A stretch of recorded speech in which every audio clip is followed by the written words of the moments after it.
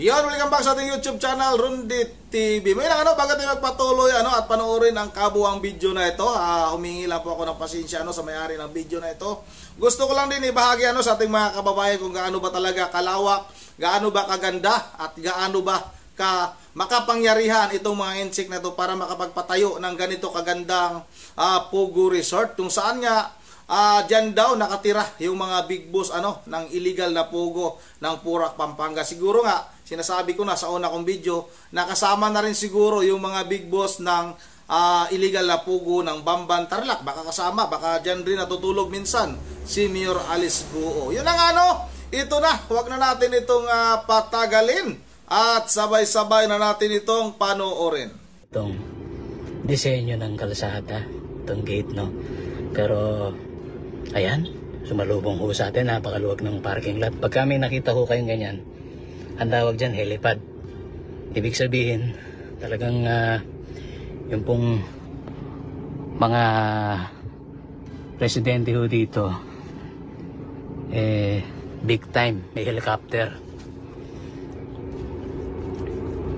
Dito sa harapan ho ng bahay ay may malaking villa. Ayan, White House.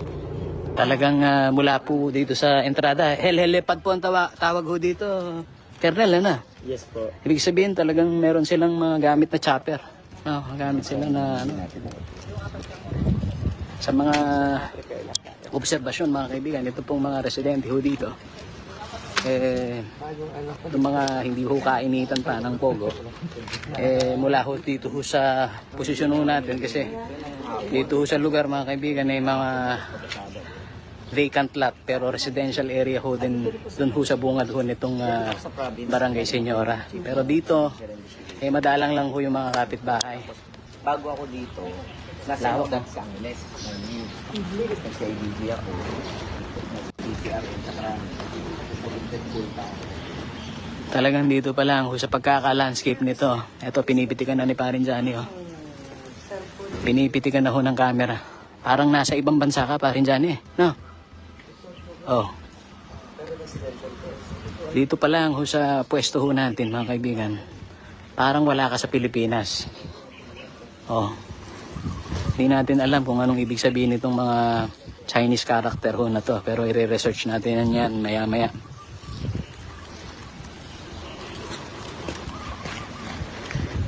Sir, dun ho sa search warrant, mga ilang araw ho na gwagwardyahan ho natin to? Sir, hinintay lang po natin yung ng court sakaling natin. Pero yung sa kasi namin sa isang araw lang po na sinerge natin ito. Isang araw lang. Noong July 5 lang yun. 6 po, July 6. Okay. Paglilinaw, July 6 ho, mga kaibigan. Pero doon ho sa dokumento nakita ho natin, meron hong July 5, yung mga punong kahoy ho dito, mga kaibigan. Kita ho ninyo. Ito ho yung entrada. Pero ang deklarasyon ho, mga kaibigan, na nung mag-apply ho ng permit sa kuryente, ito ho ay residential lang. Nga naman, hindi mo mapagkakamalan na ito ho ay ganito ho kaganda, no? Pagkaka-landscape. Hindi mo iisipin na ganyan ka-garbo itong landscape ho nito, dahil dun sa entrada, bago ho itong gate, may bahay dun sa harap. So iisipin mo, bahay ho lang na ordinaryo. Pero ikot muna tayo. Ikot muna tayo. Sige, para makita nitong ating mga followers, dahil ito hong pwesto ho natin ngayon, sa inyo hong kaalaman, hindi ho malayo doon ho sa Mega Pogo Hub, hindi kalayuan ng sobra, no? Pero ito ho, mga kaibigan, ay papasok ka na nasa mismong kabahayan, mga kaibigan, sa Senyora, Barangay Senyora. Eksaktong lugar, Daisy Street, Purok 6. At si Colonel Kidete, ito, sasamahan na ho tayo. Pogo Big Boss na nagpapalakad na doon sa mga raid Sige. na Pogo dito sige, sa Purak at maging sa Banban. At ngayon kasama natin si Lieutenant Colonel Sam, no? Sabayan na At, natin sir, ang interview. magandang umaga po. Ito nga sir, ano yung mga i-expect muna natin na makikita dito sa loob ng compound na ito? Sir, unang-una po makikita natin yung lagoon wherein may bahay po sa gitna. And then yung mga rooms ng mga caretaker po nila. And then yung other rooms, mostly po mga rooms na naman, just like mga hotels na room. So roughly ilang yung compound, ilang yung estimated area? Estimated area po, more or less po 3 hectares na po yung declared na ano. Totoo, yung mga comment nitong mga nanonood ho sa atin, hindi raw isang taon lang ang on the making ho nito. Ito yung quarters ng mga caretaker nitong Silalakay na residential area dito sa Pora. Napakagandang quarters ho nito, Kernel. No? Colonel, pwede ba natin masilip yung isa sa mga kwarto? Ba pwede natin? Sinira na yan dahil na-search na ho yan, mga kaibigan. Ano? Kita ho ninyo, na-distrong ka na yung mga Ayan yung itsura sa yung set pinto. no, sa unang tingin ay yung katulad din yung sa sinalakay natin na Pogo Hub na may mga double deck at pati yung frame na gamit na. Yan ho yung mga manggagawa, quarters ng manggagawa, idol. Kompleto naman, pero dahil lang So dito ho sa pwesto ho natin, quarter house ho nitong mga manggagawa. Pero pansin ho ninyo, yung disenyo ho nito, mga kaibigan, ay napakaganda. Isipin mo, quarter house lang. at ngayon nga mga kapatid, ay ipapasilip na Dito. sa akin yung firing range mismo. Dito na ho tayo sa Yes po, sir. lugar, mga kaibigan, na Ay, ako sir, ako sir. ayan o. Kita ho natin may mga Chinese character. Ano? Silyado na ho yung ilang pang mga kwarto ho dito. Pero parang nasa ibang bansa ka. Yung disenyo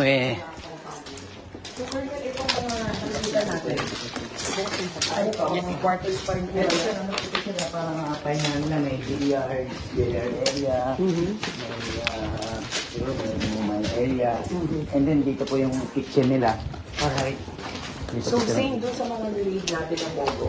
Yung setup ay may mga leisure area talaga para doon nga sa mga Pogo Big Boss. So dito sa likod ay makikita na natin yung ganda ng pagkaka-landscape. Ang pagkaka-landscape po nito, mga kaibigan, alam naman ho natin sa mga ganitong klase ng istruktura, hindi ho barya ang ginastos, Kernel. Talagang malaki ho ang gastos ho dito pagka ganitong klaseng istruktura. Pero nung bisitahin ho dito nung nakalipas ho na Sabado, sino ho yung may naaresto ho ba? Mga caretakers lang po yung nandito po nung naabutan natin. So roughly ilang caretakers yun nandito? Nasa 8 po sila. Opo. Panginata to. Sure na po. Sapa na to, mga kaibigan. Ayun, sa likurang bahagi ho nito ay waterways ho ito, mga kaibigan, ng Barangay Senyora.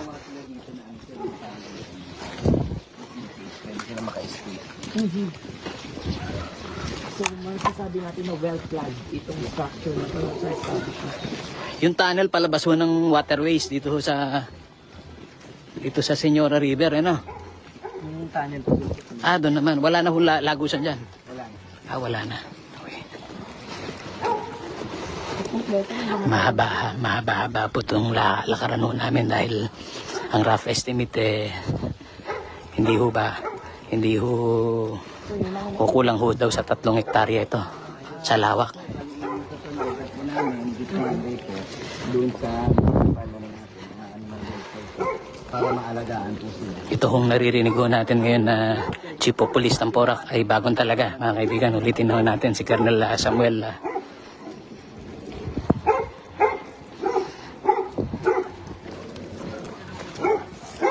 May mga naiwan ho dito na hayop, no?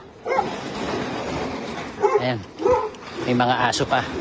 Natiyak kapag dumaan ka sa likurang bahagi, talaga naman ay ma-alerto yung sa loob. So yung seguridad dito ho sa compound, makikita ho natin Tingnan natin kung may signal pa dito sa firing range. No? So ito ho yung firing range. Meron ba bang underground? Ito na yung underground, Colonel. Hindi po. So yung firing range nila nasa likuran lang na bahagi pero hindi sa underground. Yung underground lagusan lang yun. Opo, mamaya po sa loob. Ayun. So ito hong firing range pag lilinaw lang ho. Yung firing range ay hindi ho sa underground kundi sa likurang bahagi ho ito ng kanilang villa. Pero kita ho ninyo kung ano ho ang kung pag-uusapan ho natin yung kung gaano ka-moderno itong nakikita kong firing range. Idol, sa inyong Maganda po yung nila po pagkagawa, talagang quality na pang indoor. And may haba po siya na nasa 30 meters po yung haba. So, pinagplanuhan po nila yung pagkagawa. Talagang quality, kumbaga, pagkagawa ng building. So usually pagka ganito yung pasilidad, dapat meron din itong permit sa PNP? Dapat po meron pong permit po sa natin, sa RC issue 3. Wherein upon verification po, sabi ng RC issue 3 ay wala daw pong permit to operate and magkaroon ng firing range itong area na. Okay. Dito ho, sa mga nakita ho ninyong mga ebidensya at may slag ho ba ng baril na pinaputok ho dito na talagang maipapakita na aktibo ho? Yes po, may mga na-recover din po kami ng mga slag na nakalaan po doon sa mga sandbag natin. And nasa na po natin, nasa investigator po natin yung mga slugs. At dito ho sa firing range ho na to mga kaibigan, hindi lang ho ordinaryong handgun. Hindi mahahaba din ng mga baril na po pwedeng gamitin dyan. Yes po, dahil po sa sa haba nung firing range natin, pwede po mag-cater dito ng mga long firearms. Hypothetical question lang ho ito, napaka-obvious. Ibig sabihin ito mga big boss ng Pogo armado. Yun ang hindi pa natin po yung pagkakaroon ng firing range, automatic na siguro yun Automatic na yun. gagamitin nila yung firing range para sa pagano nila pagpapaputok. Sige pa, sige. Sige, pasada lang tayo. Ikot lang ho tayo dito sa Parenzani, sabay ka na rin dito sa interview ni Rinyel. Habang, ayan, okay. Sige. Ayan.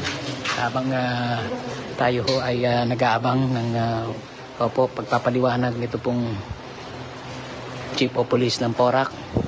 Dito ho sa pasilidad na ating pong nakita ho ngayon. Ano ba ang meron dyan? Meron palang yung napapanood ho natin sa Hollywood. Ayan. Ito hong pinipindot na to, dyan base ho sa kanilang target, isasabit dito. At yan palalayo. No? So may distansya, 5 meters, 10 meters. Kung gaano ka-asentado, dyan mo makikita, pipindutin mo lang ho itong mga control ho dito.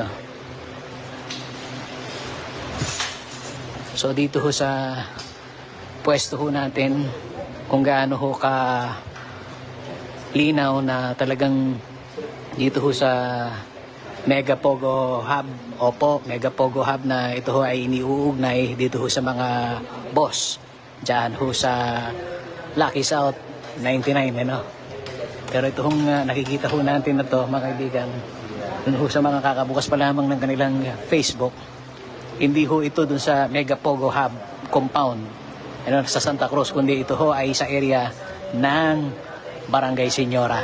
Ulitin lang ho natin. Talagang ito ho raw ay, kung pag-uusapan ho natin yung soundproofing, naka-soundproof po ito. At ito ho ay nasa likuran ng mismong villa. Dito ho sa likuran, halos ho, iilan lang yung mga bahay dyan, kuya. Halos wala yatang bahay, residential din. Oo. Lipat na ho ng lipat na ho ng bakod. Pero malayo na. Puros na po kawayan din kayo ni Kabalan. So ito po yung firing range na binili nila at the back of the portion of the compound. Kung makikita niyo po, well ventilated. The measurement po na yung haba niya po ay nasa mga 30 meters. And then meron din pong CCTV. Wherein alam po ito, connected po ito sa internet. Kaya kahit yung mga may-ari dito is namomonitor po nila their cellphone or yung gadgets. Ano po kaya yung sabihin natin na main purpose nitong firing range nito? Siguro po, ito po ay usually pag may firing range, ginagamit po ito para to practice yung shooting skills ng isang individual para po ma-improve niya yung shooting skills. Yes, sir. Going to that one, bakit kinakailangan kaya nila?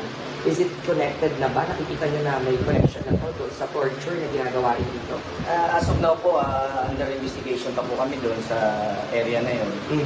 And hopefully po pag matapos na po namin yung investigation, makapagbigay ng statement ako. Alright. Colonel, puntahan naman natin yung underground. Kumusta po? Ano pong sitwasyon doon?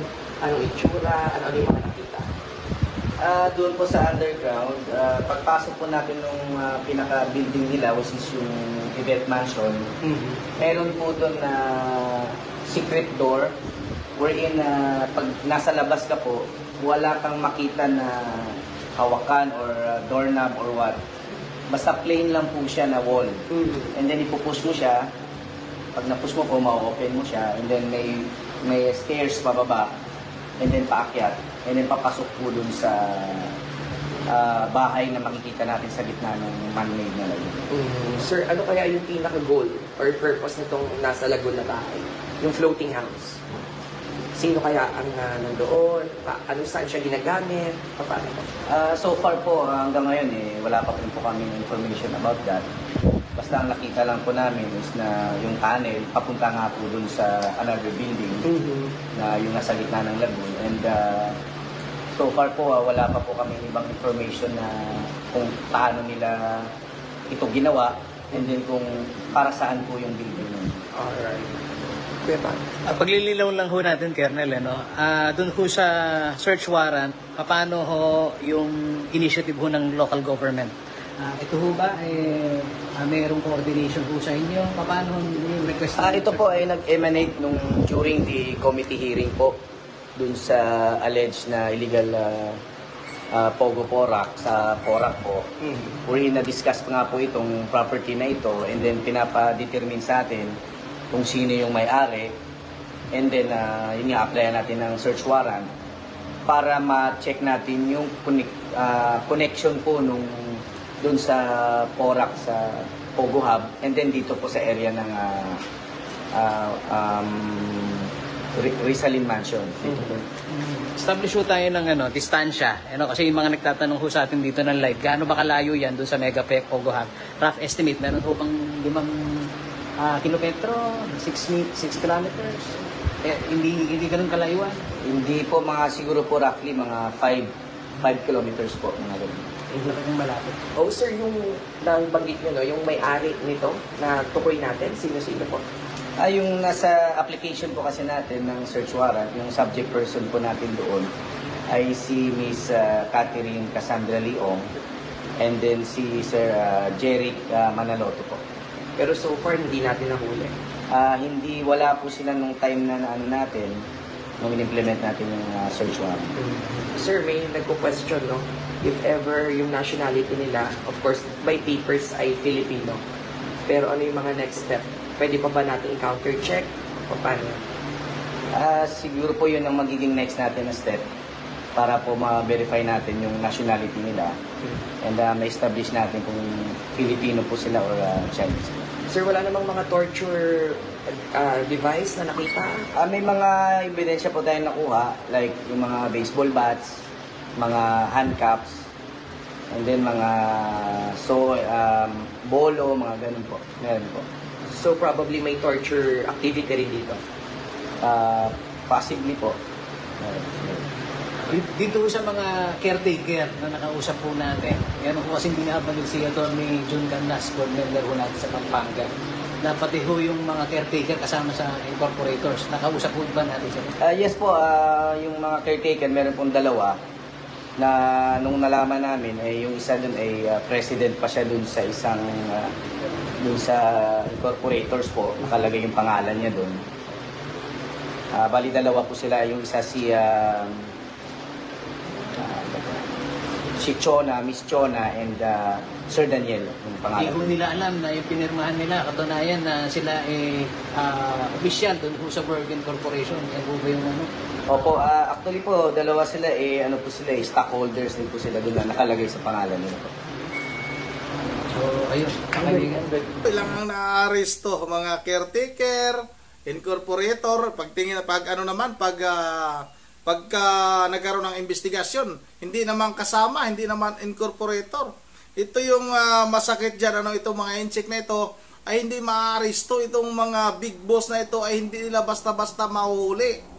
Dahil nga, yung sinabi ni na Attorney Toto Kausing, na ito daw mga big boss na ito yung mga big boss nga ng illegal na pugo na ito, ay mayroon daw taga-timbre, mataas na official ng Philippine National Police. Kung may katotohanan man yung mga sinasabi ni Attorney Toto Kausing, bakit hindi maaresto-aresto ito mga ito? Bakit nakakatakas? Hindi naman ito basta-basta makakatakas kung walang nagtitimbre, di ba mga kababayan? At ito namang si Mayor Jing Capel, hindi ka ba nakapunta dyan sa lugar na yan? Yung sinasabing dyan nakatira itong mga busing ng illegal na pugo na nasasakupan mo, yung nasa iyong lugar, kung saan ikaw yung namumuno dyan.